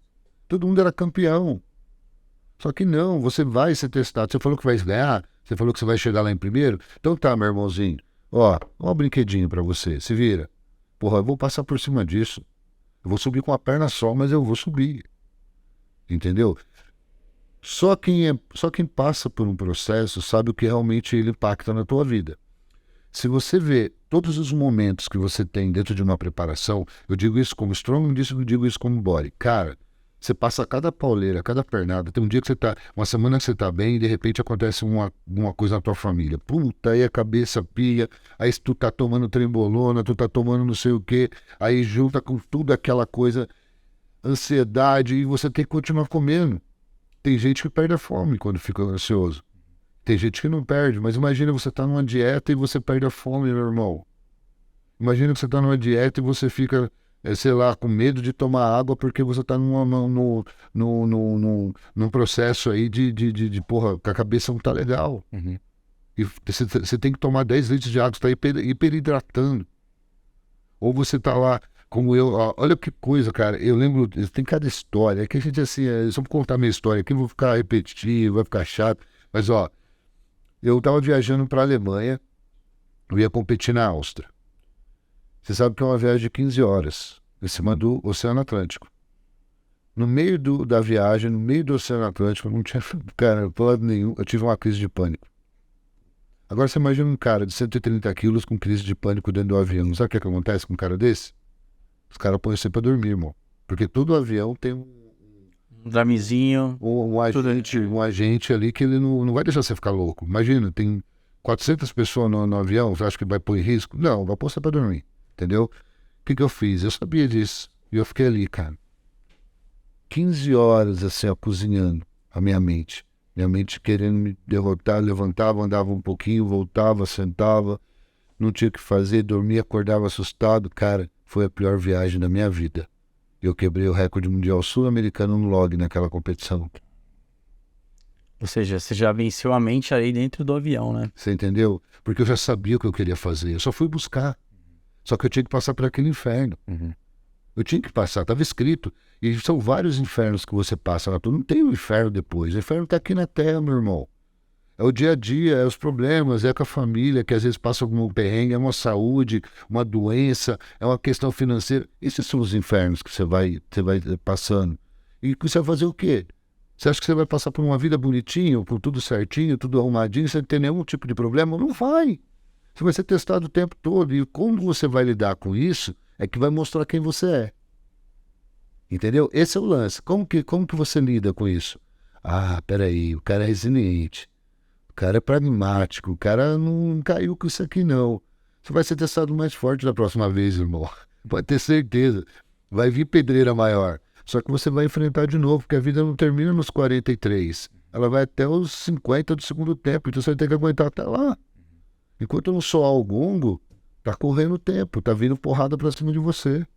Entendeu? Então é isso, cara. Eu acredito muito que a gente tem que ter esse poder, essa energia de acreditar de fato, não acreditar de boca, acreditar de fato e pagar o preço. E ir pegando os códigos que a vida vai te mandando e quebrando os bloqueios, que muitas vezes um bloqueio pode se tornar um ponto forte seu. Às vezes você tem medo de falar aqui, no ao vivo, de repente, tal, Engraçado que eu fui jogado nesse meio, né? Eu lembro que quando a primeira vez chegou um microfone perto de mim, nós estamos ao vivo, pode chamar aí, ó, o Marcos Ferrari e tal. Eu falei, cara, não tive nem tempo de pensar. Quando eu vi, eu tava falando. Então, tipo, eu fui meio que jogado nesse mundo. E hoje eu me dou super bem com o microfone. Mas eu acredito que antes era um bloqueio meu. Eu tinha meio receio, eu olhava os microfones e falava, caramba, cara, eu já começava a suar e tal. Hoje eu me dou super bem, é muito próximo para mim. Então, muitas vezes um bloqueio seu pode virar um ponto forte, pode te levar a prosperar. Porque nós estamos nessa vida para prosperar. Você está para prosperar. Se você é um bodybuilder, você tem que prosperar no bodybuilding. Não adianta você entrar para fazer uma coisa meia boca, cara. Vocês estão aqui no podcast, você não pode fazer isso daqui ser só uma coisa... um passatempo, uma coisa que... Não, você tem que agregar. Se hoje a gente mudar uma vida, uma pessoa olhar e falar assim, não que vire Strongman, tá? Porque Strongman não me assusta, mas que faça as atividades de Strongman, que ponha na vida dela e que isso traga benefício para ela, porra, nós já cumprimos nosso papel como formadores de opinião, como pessoas, humanamente falando. Fazendo aquela analogia, o cara que vai na feira, traz a sacolinha, depois ele traz a sacola mais pesada porque ele tá fazendo um treinamento... E ele fala, ganhei, tô superado. Exato. Aquele senhor que chega lá, que vai chegar, fala, poxa, eu quero só ter a liberdade de fazer as minhas coisas sem depender de ninguém. Pô, vamos lá, o que você quer fazer? Ah, eu quero ir no mercado, quero andar com 20 sacolas em cada mão. Beleza, vamos cá, vamos treinar. Pega o kettlebell aqui, pega um dumbbell aqui. Fechou, pode ir pra feira. Me manda foto. Entendeu? Por quê? Porque ele se propôs a uma coisa, sabe, é um desafio que ele se propôs a fazer, irmão. Ninguém pode mensurar o desafio de outra pessoa. Se o seu desafio é ser o melhor do mundo no Power, ou se o seu é ser o melhor do mundo no Body, ou o meu melhor do mundo no Strong, quem sou eu para falar se isso daí você vai chegar ou não? Eu não te conheço, eu não sei o poder da sua mente, eu não sei o poder do seu crer. Sabe, tem pessoas que às vezes nos surpreendem porque elas fazem coisas inimagináveis, que a gente não está esperando. Por quê? Justamente porque a gente está o tempo todo menosprezando as pessoas. A gente não acredita. Isso é chato, entendeu? Sabe aquela coisa de você passar todo dia em frente a uma banca de jornal ou no seu porteiro e dar bom dia, perguntar como você tá, e aí o dia que você não passa, o cara vai lá e de repente sobe lá no teu apartamento e você está numa situação de quase morrendo e o cara te salva porque você naquele dia não passou para dar bom dia? Você está acreditando na pessoa, você está passando energia, você está criando vínculos. Isso aqui é criar vínculos com o pessoal que está assistindo. Eles estão vendo coisa aqui que eu tenho certeza que vai servir para a vida delas. Eu fico super feliz. Me emociona quando eu recebo comentários no meu Instagram de pessoas, pô, você mudou a minha vida. Cara, quem sou eu? Eu penso na hora, puta, quem sou eu? Como assim? Não, eu entrei no Strong, resolvi mudar o meu shape porque, cara, você era um Strong, era grande, você aqui agora está com shape, mano. Está aí tudo bonitão, 45 anos, até parece que rejuvenesceu. Cara, você me inspirou demais. Obrigado. Cara, isso tem um valor, irmão. Não tem dinheiro que pague. Não tem dinheiro que pague.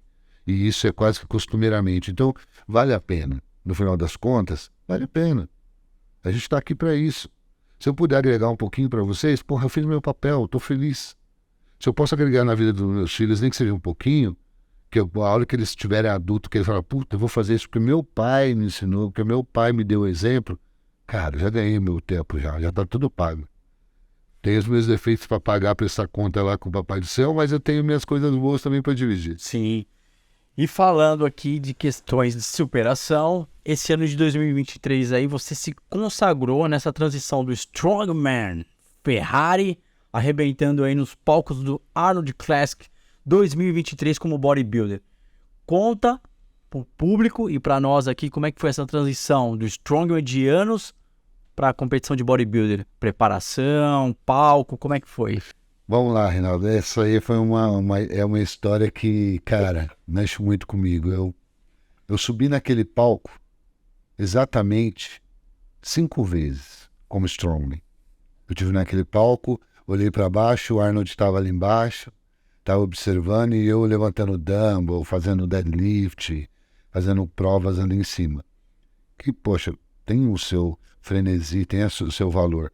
Eu lembro da primeira vez que eu apertei a mão do Arnold, estava lá na praia, no Rio de Janeiro, e inclusive foi uma força bruta, não sei se vocês assistiram, que ele entrou, ele varreu o tablado e tal, ficou épico essa cena, e ele pegou na minha mão e falou, boa sorte, né, good luck. Aí eu olhei assim, eu falei, caraca, não pode ser o cara, velho. Eu vi Pump Iron, eu vi Conan, eu vi Exterminador. É esse cara mesmo, mano. Que loucura. E eu fiquei tão emocionado que eu caguei na prova, né, meu? Era arremesso de barril. Eu tava eu tinha preparado tanto pra essa prova, mas a emoção de estar ali com o ídolo foi maior, cara, que pô, eu já tinha quebrado o recorde sul-americano de levantamento de log. Então eu tava muito bem preparado, mas tudo bem, ele me atrapalhou, mas ao mesmo tempo valeu a pena. E eu subi 5 vezes nesse palco, eu fiquei entre os 6 melhores do circuito Arnold Series, Pro Arnold Series, que era um dos circuitos mais pesados do planeta. As cargas eram, assim, absurdas. Até hoje falam muito desse circuito, que infelizmente antes da pandemia ele acabou e ainda não retornou, a gente não sabe se vai rolar ou não. Mas assim, eu sempre fui top 6, com os atletas que vinham, Thor, Zydrunas, quem viesse, eu era top 6 na parada. E aí, quando surgiu a ideia quando veio a pandemia, eu falei assim, caramba, né? Eu fiquei um ano, mais ou menos, ali sem treinar, porque a gente não podia treinar, né? Foi aquele ano absurdo de lockdown. E aí eu fiquei naquela, puta, eu tava em alta performance no Strongman, é difícil você voltar para alta performance, sabe? Mesmo no body, a gente faz o off, faz o booking e tal, mas você tá meio que num ciclo, sabe? No Strongman, quando você atinge um grau de carga, para você sair daquilo ali, um ano destreinado, e você atingir aquelas marcas de novo, não é na mesma velocidade. Sabe, por mais que o corpo entenda, tenha uma memória muscular e tal, isso demora, tá? E às vezes você não quer pagar o preço. Tipo assim, eu amo o Strongman, só que naquele momento ele já não estava me dando o mesmo retorno financeiro, né? Porque querendo ou não, a gente não está no esporte só por paixão, né? O esporte também tem que ser se você está se dedicando 100% para ele, ele tem que te dar um retorno financeiro. Ele já não me dava mais esse retorno financeiro, e já não era mais um desafio para mim aqui no nível Brasil. Ele era desafio nível internacional. Só que para eu atingir aquele nível, eu tinha que ter investimento. E aqui nível nacional não tinha, tipo, já tinha ganhado de todo mundo, na América do Sul e tal. Na categoria Master não tinha desafio, na Open estava vindo os atletas ainda se formando. Hoje tem atletas bons, né? E aí eu falei, cara, eu preciso de um desafio novo. Aí eu fui buscar a luta medieval, antes de falar do body. Não sei se vocês já viram a luta medieval. A luta medieval, ela é uma luta, tá? Que você luta com armadura, de verdade, do século XIII, século XIV, século XV. Você põe o elmo, você usa espada, você usa machado e você quebra o pau dentro de um octógono, dentro de uma arena, entendeu? E aquilo ali me acendeu, só que, tipo, mano, não é minha praia. Eu curti, eu lutei, até tem uma modalidade dentro dele que chama Pro Fight. Que o Pro Fight seria um vale tudo de armadura. Só não tem a parte do Gil porque não tem como se agarrar, mas o resto tem. E aí eu fiz algumas lutas, e eu me entrego muito, né? Como eu falei pra vocês, né? Aí machuquei alguns atletas, aí aquilo já me... Porque assim, eu gosto do esporte, eu gosto da luta, mas eu, por exemplo, acho que eu não tenho coração para ser um lutador, porque eu acho que tipo assim, se eu tiver uma situação de vida ou morte, a minha família em risco, lógico. É diferente. Mas ali que você sabe que é um esporte, a minha cabeça não entra muito essa coisa de você tirar sangue do outro, de você desmaiar o outro, sabe? Meio que eu sou mais do esporte individual, de ir ali lutar contra o peso, de lutar contra mim mesmo, contra a minha mente, entendeu? Então, não era muito a minha cara aquilo ali. Eu tô preparado, mas não era a minha cara. E aí eu falei, caramba, eu preciso direcionar essa energia para algum lugar, mano. Eu tenho 45 anos, mas meu coração tem 10, tem 12... Eu estou queimando e eu não posso guardar essa energia. E realmente é um ponto interessante. Quando a pandemia foi um período pior que eu passei com relação à minha cabeça. Eu lutei contra a síndrome do pânico, lutei contra a ansiedade. Assim, e eram lutas que na maior parte das vezes eu perdia.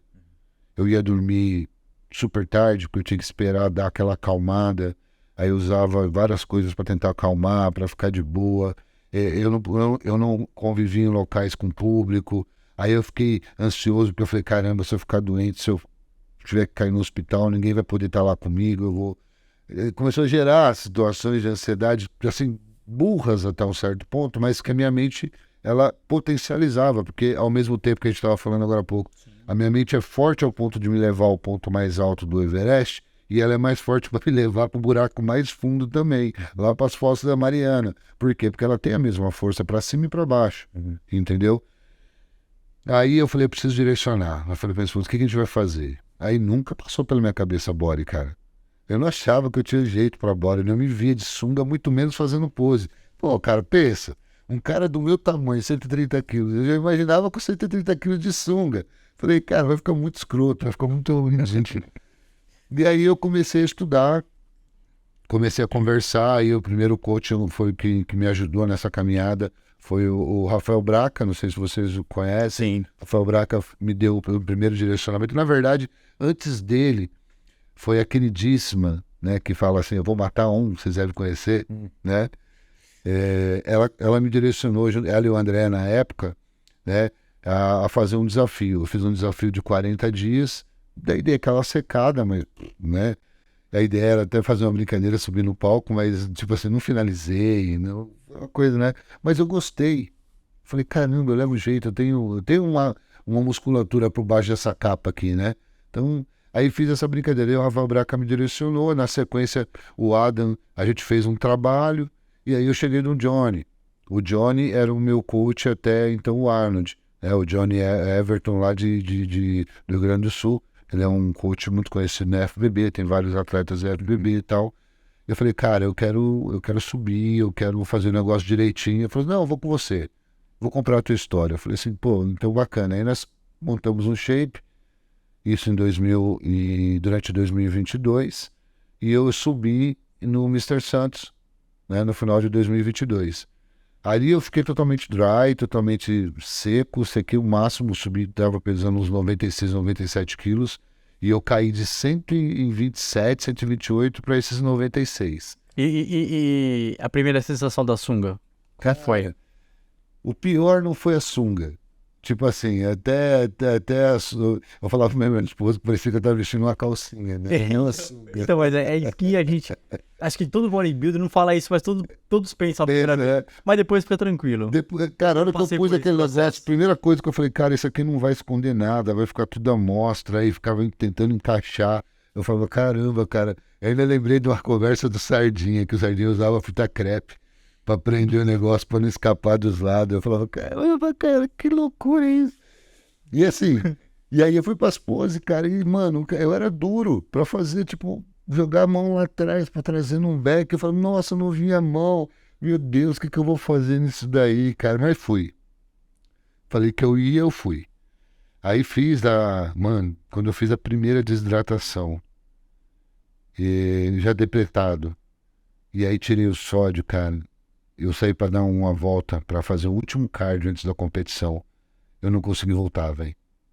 Eu andei, fui até um ponto, tava com o meu enteado, eu falei, cara, Arthur, me ajuda que eu não vou conseguir voltar, cara. Eu cheguei numa situação tão extrema, pra mim aquilo era extremo, que eu não conseguia voltar. O cérebro parou eu não conseguia tomar decisão. Eu não sei se é normal, assim, se é contigo também, mas eu não conseguia tomar decisões, a cabeça não... Um burnout, né? Não ajudava. E aí eu falei, caramba, cara, o que tá acontecendo comigo e tal?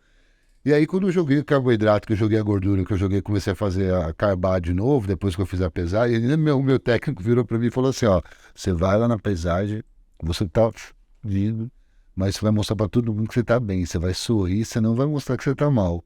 Eu falei, você tá de sacanagem comigo. E eu cheguei lá, tava todo mundo, você tá bem? Não. Foi todo mundo zoado. Porque os caras na pesagem, meu irmão... Não é aquilo, não. Os caras estão judiados, os caras estão... Pra bater peso e tudo, como você mencionou. E eu lá dando risada pra todo mundo, mas morrendo por dentro, cara, morrendo por dentro. Eu falei, cara, esse cara tá zoando com a minha cara, não é possível.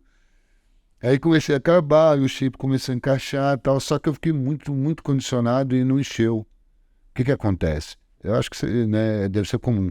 A primeira que a gente faz, primeira, segunda, terceira, você não acerta a mão do quanto você pode encher, o quanto você vai encher e não vai, tipo, soltar a tua cintura demais.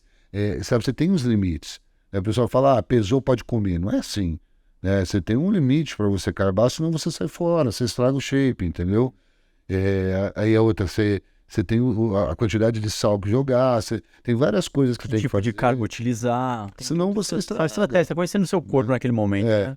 E eu não gostei do shape, cara. Eu subi, fiquei em terceiro lugar na categoria Master e quinto lugar na Open, no Mr. Santos. Mas eu não gostei, cara. Me achei muito pequeno.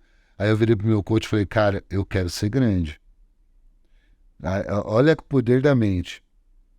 No Strongman, eu competi entre os grandes. Não importa, o cara tinha 2 metros de altura, 200 quilos. Eu nunca arreguei pra esses caras. E agora eu vou entrar no body pra competir na 212. Eu falei, não vou. Desculpa, mas não vou. Eu posso perder, eu posso passar o que for, mas eu quero subir na Open. Eu quero comer, cara. Eu tenho massa, eu tenho 1,75. Eu não peso 1,50 igual o Fabrício Moreira, que é baixinho, porra. Né, mano? Eu tenho 1,75 m, eu tenho que carbar, eu tenho que comer, eu quero chegar mais cheio. E aí nós continuamos o trabalho ano adentro esse ano e viemos para entregar no Arnold. Aí, tipo assim, eu já estava em contato com alguns outros coaches e fiz algumas alterações por conta. Não façam isso, tá, pessoal? Confiem plenamente no seu coach. Eu praticamente tenho o meu coach como irmãozão. O John é uma pessoa maravilhosa, um dos melhores coaches do Brasil. Mas eu tomei algumas decisões por conta, porque eu queria entregar o shape melhor, entendeu? Eu não queria chegar slice, não queria chegar dry, eu queria chegar condicionado, denso e grande. E eu consegui acertar um pouco mais, lógico, com a ajuda dele e tal, ajuda de outras pessoas. Então eu consegui entregar um shape melhor no Arnold, mas ainda não era o shape. Aí, passando esse Arnold, 15 dias tinha o de Guarulhos. Aí o que o meu coach, aí na mudança, falou para mim, né? Vamos chegar maior, vamos chegar mais denso, vamos chegar maior, vamos chegar melhor. Cara, acertamos todos os detalhes. Eu cheguei, assim, perfeito com o que eu queria, o que eu podia chegar e entregar 15 dias depois, e fui top 1 em Guarulhos. Sim, eu particularmente gostei muito do shape. Até a gente conversou anteriormente, você falou que gostou mais do shape do Arnold. Acredito que seja, tem ali pela foto e pela cor, porque eu estava com uma cor mais forte também. Até foi um dos feedbacks que os árbitros me deram, que eu estava um pouco mais claro, e a gente que é muito branco não pode estar muito claro no palco, né? Então tem uma diferencinha aí. Mas eu amei o shape do que eu entreguei 15 dias depois do Arnold. Cara, é um processo assim que eu não sei como eu aguentei. Praticamente 2 preparações seguidas. Foi algo assim que tinha momentos que eu não achava que eu ia dar conta, sabe? Porque é muita coisa te influenciando, são muitos detalhes. Até 2 dias antes da competição, bateram no meu carro, deu um BO lá com o negócio da casa, tudo pra te tirar do sério, pra falar, mano, e você não pode ficar nervoso, você sabe disso. Se você tiver um surto de um pico de cortisol, embaixo do shape inteiro, acabou, entendeu? E eu tinha que me manter calmo. Eu bati o carro, tudo bem, deixa eu tirar uma foto do seu documento, depois nós resolve, a semana que vem. No final das contas, a mulher pagou, foi super honesta, tudo certinho, mas, cara, na hora, imagina, você tá com ergogênicos, né? Não vou falar o nome, já falei de alguns, não sei se vão cortar ou não. Não. Tá com trembo, você tá desidratado, você tá sem carbo. Mas, cara, é a fórmula da tragédia. Exatamente. Aí você pensou no quê? Não posso me estressar, cortisol não pode aumentar, porque senão eu vou catabolizar a massa magra. Exatamente. Respira. Exato. Olha só o poder da mente, cara. Sim. Eu hoje entendo, e eu quero deixar essa mensagem para todo mundo. Cara, se você é um atleta ou se você não é um atleta, conheça o bodybuilding pelo menos uma vez na tua vida. É o esporte que tem o maior poder mental que eu já vi, é o bodybuilding. Algumas pessoas vão falar que não é esporte, outras pessoas vão falar que é apresentação, existe muita crítica, só que o fato é, o cara que ganha é o cara que aguenta mais passar fome, é o cara que aguenta todas as turbulências do processo, é o cara que aguenta ali ficar nas condições sub-humanas e entregar algo bonito no palco, tá? O homem, a mulher, enfim. E isso, por exemplo, eu não tinha no Strongman. No Strongman eu comia à vontade, eu chegava, eu comia, eu podia viajar. Hoje eu fico pensando, cara, se eu for competir fora do Brasil, que nem você falou, pô, como é que eu vou fazer esse processo de desidratação, todo esse processo de coisa fora do meu país, fora da minha zona de conforto? Como que eu vou trabalhar com isso, estando em outra situação que eu não tenho controle? Entendeu? No Strongman eu não tinha que me preocupar com isso. Tinha toda uma situação que envolve, são esportes maravilhosos, mas o Strongman está aqui no Polo Norte e o bodybuilding está no Polo Sul. O treinamento é um aqui, o treinamento é outro aqui. A objetivo aqui, o objetivo está aqui. A dieta tá aqui, a dieta tá aqui. Eles são totalmente opostos. Então eu saí de um extremo do esporte para o outro extremo. Então você imagina o que eu tive que fazer com a minha cabeça para ela aceitar, por exemplo, que eu não tinha que comer a quantidade que eu comia, ou que eu não tinha que treinar carga. Até um tempo atrás, não entrava na minha cabeça de treinar leve. Porque no strongman, você faz 200 quilos parecer 20. No bodybuilding, você faz 20 quilos parecer 200. Essa é a transição, né? Entendeu? Eu nunca me preocupei de fazer pose. Eu tive que fazer aula de pose. Até aula de balé eu tive que fazer, cara. Você acredita? Eu tive que fazer aula de balé porque eu tinha que ter noção corporal. Eu tinha que ter uma consciência corporal para poder entender como que eu acionava. Porque, uma coisa é o cara virar pra você, trinca a perna aí. Tá, mas eu nunca precisei trincar a minha perna na minha vida. Mas trinca aí para aparecer o sartório. Eu não sabia que porra é sartórios, cara. Eu não conheço, eu não estudei isso daí. Entendeu? Aí você começa a perceber que, porra, é mais simples do que parece. Você aperta o dedo do pé ali, você já apareceu uma marcação. Você dá aquela, encaixada no abdômen, já segurou a cintura, já tá belezinha. Aí você gira um pouco o pulso mais para trás, aumenta o pico do seu bíceps, traz a asa mais à mostra, o grande dorsal. Então, quer dizer, você começa a perceber que muitos detalhes que antes de você não se preocupar, você tem que se preocupar. Entendeu? Eu digo que eu perdi uma posição no Arnold porque o cara que estava competindo comigo, que é o Grilo, não sei se você conhece, o Grilo é malandro, mais de 30 anos, sei lá, 20 anos no esporte. Ele torceu um pouquinho mais, abriu um pouquinho mais a asa, ficou maior do que eu. Desceu mais o punho para encabeçar o bíceps, tirou. Entendeu? Exatamente. Então, quer dizer, é um esporte de muitos detalhes. Então, e eu aprendi a comer com bodybuilding, eu como muito melhor hoje. Eu sinto falta da dieta. Eu gosto, que nem comer um hambúrguer hoje, tomar uma Pepsi e tal, mas eu prefiro 1000 vezes estar na dieta. É uma coisa que faz parte da minha vida. Entrou pra minha vida e não sai mais. Eu como verdura, eu como fruta, eu como cereais, coisa que eu não comia com o bodybuilding. Eu comia um pouquinho de verdura, um pouquinho de fruta, mas era ali, uma banana. Hoje não, eu como vários tipos de fruta, vários tipos de verdura. Salada era uma coisa que eu não tinha costume de comer. Hoje eu como muita salada, principalmente quando eu tô restrito. Sim. Aí eu como aquela bacia de salada para encher o bucho para poder ter, uma quantidade ali. Não me engana nada. E o bodybuilder, ele refina seu paladar, né? Porque a gente fica na dieta restrita, então quando você vem até meio que sujando, você olha, meio que invalida, mas sabendo que, pô, não tá certo. Exato. É isso que aconteceu com você. E na questão da transição, você reprogramou sua mente num todo. Tanto para treino, né? Como você levantou aqui, né? Questão de peso, porque você... E questões também que você falou, puta, eu tenho que olhar pro meu corpo hoje. Então, você lapidou o shape, né? Então, você entendeu essa transição. Exatamente. Conseguiu se adequar e tá vivenciando hoje o mundo bodybuilder. O objetivo ele é diferente. É engraçado quando eu lembro que o Johnny falava assim para mim, Marcão, amplitude, diminui a carga, faz com calma, pico de contração. Fala, puta, mano, eu não me via isso entrar debaixo de uma barra de agachamento com menos de 200 quilos. Cara, não me via. Hoje eu boto 100 quilos e eu morro com 100 quilos, fazendo repetição lá embaixo, agachando abaixo dos 90 graus e, segurando o pico de contração. Entendeu? Mas é a galera que te acompanha aí na internet, né? Te acompanha no Instagram, no seu trabalho no dia a dia. O que a gente espera aí do Marcos Ferrari no bodybuilder? Então, eu sou um cara que sou muito audacioso, tá, Renato? Então, eu sempre triplico a meta. A minha meta era entrar no body, era subir. Eu subi. A minha meta era chegar no Arnold e ficar no top 5. Eu fiquei no top 4. Agora, e a minha meta era, antes do final do ano, ser campeão no bodybuilding. Eu fui campeão 15 dias depois do Arnold. Então, agora a minha meta é o Procard. É ir atrás do Procard no final do ano, novembro.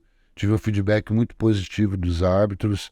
E já sei que falta um pouco de detalhe de superior de clavicular de peito, algumas coisas que eu vacilei, que na questão de cintura no palco, que eu não estava vacilando, não sei por que eu vacilei, enfim, não foi por erro de finalização, nada.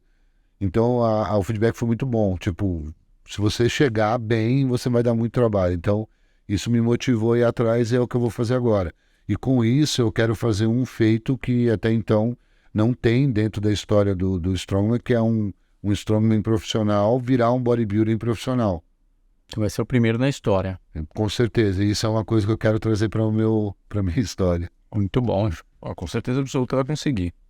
Tá, a estrutura tá perfeita e tá no caminho certo. Pô, é isso, é isso. E o mindset é o melhor que pode ter. Exatamente, que é o mais importante. Sim. Ferrari, fala um pouquinho pra gente do seu centro de treinamento. Você contou pra gente ali por trás das câmeras. Eu achei super interessante. Conta aí um pouquinho pra galera.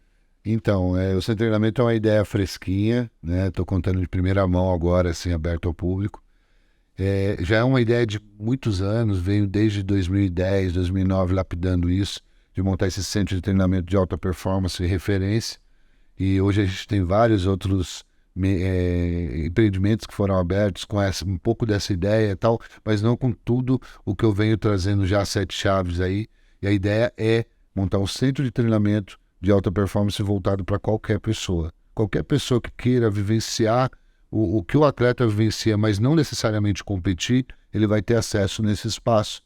Então a gente vai levar até eles a alta performance em tudo. É aquilo, do senhor que quer ir na feira carregar sacolas, para a mulher que quer se sentir mais segura, tendo um pouco mais de, sei lá, de força e de repente se sentindo mais de igual para igual, sabe? Então a gente vai levar esse poder que a força mental, que a força física traz na vida da pessoa para qualquer pessoa, dentro desse espaço. E aí a gente vai ter tudo dentro dele, né? Desde o que você precisar do universo de força vai constar nesse espaço. Tá, quando você fala do centro de treinamento, só para resumir aí, a preparação do Strongman, para as pessoas entenderem, ela é totalmente funcional, só que é um funcional com carga, né? Que você falou, é um multi, né? Exatamente. E é assim, ele tem alguns esportes correlatos que ajudam no processo, que são auxiliares. O powerlift é um, né? Os 3 levantamentos básicos fazem parte da base do treinamento do Strongman. Aí eu tenho o LPO, que ajuda nos levantamentos overhead, acima da cabeça. Então tenho várias outras modalidades que ajudam, até mesmo o box, como para cardio, acaba ajudando nesse processo de formação de um atleta de Strongman. Bacana. Então, ó, para todo tipo de público, hein? Adolescente, adulto, idoso, pode chegar, né? É isso. É isso aí. Marcos Ferrari, vamos lá. Você quer deixar um recado pro seu público? Fica à vontade. Assim. O espaço é seu. Ah, legal. Bom, o que eu quero dizer é o seguinte. Eu tenho, dessa minha caminhada durante todos esses anos, eu tenho visto vários tipos de pessoas. Tem aquela pessoa que começa um grande projeto, empenha muita energia, trabalha, consegue boas parcerias, mas morre na praia. Aí tem aquela outro tipo de pessoa que entra do nada, desacreditada, e ela vai dar um pouquinho de energia na situação e alcança de repente, sei lá, um patamar bacana. Não o máximo, não o melhor, mas ela alcança um patamar que ele gostaria. E tem o terceiro tipo de pessoa, que é aquela que realmente paga o preço, que é realmente aquela que desenha para a vida dela o que ela quer, e ela, antes de conseguir tudo, ela já se vê dona e vitoriosa com tudo aquilo. E é esse tipo de pessoa que eu quero que vocês visualizem em cada um dos seus projetos. Eu quero que vocês visualizem que se vocês têm um sonho, têm um objetivo, têm algo a conquistar, que vocês paguem o preço, que vocês programem, que vocês se planifiquem, que vocês coloquem no papel realmente e corram atrás de cada detalhe. Mas principalmente, se você não acreditar no processo, você não vai ter êxito na sua caminhada. E o acreditar tem que ser puro, tem que ser aquele acreditar inocente, de criança, que você olha e fala, não, eu vou ser o super-herói, eu vou ser o maior, o cara mais forte do mundo, eu vou ser o cara mais fibrado do mundo, enfim, isso aí tem que estar na sua alma e no seu coração. Aí, com certeza, você vai alcançar. Keep strong. Tamo junto. É isso aí. Ferrari, deixa seu Instagram, seu público, para as pessoas que querem saber aí sobre o centro de treinamento, querem um treinador para preparar para o Strongman, enfim, quer saber um pouco mais sobre você. Então, ó, você me encontra nas minhas mídias sociais, principalmente no Instagram, que é @Ferrari_StrongBody, Strongman e Bodybuilding, né? Então lá você pode mandar mensagem se você quer consultoria, se você quer um cara para levar uma palestra legal para sua empresa, para o seu grupo, e saber sobre o universo do Strongman. Estou super aberto aí para estar ajudando a galera que está começando. E quem quiser saber também do centro de treinamento, obviamente, pode me procurar lá que vai me encontrar. Show de bola. Quer deixar um recado aí também pros seus patrocinadores? Com certeza, quero mandar um abraço, agradecer às empresas que acreditam no esporte, que acreditam no Ferrari há muito tempo, como é o caso da Bioequilíbrio, que é uma farmácia de manipulação consagradíssima aqui em São Paulo, excelente qualidade. Um beijo aí para Arcílio e para Márcia. Quero mandar um salve para a Universal, a CR Nutrition, que tem me ajudado até então. Tá junto no projeto, vamos fazer aquela decade animal para o Arnold do ano que vem. Quero mandar um abraço aí pro meu coach, o Enzo, que é um cara formidável, vai competir em Brasília agora, tá com um shape incrível na Classic, vai levar com certeza. Quero agradecer a minha família, né, que tá sempre comigo, a minha esposa, minha filha andam comigo para tudo quanto é lado, os meus filhotes que estão lá em Mogi, que vão assistir. Um beijo para vocês, Arthur e Matheus.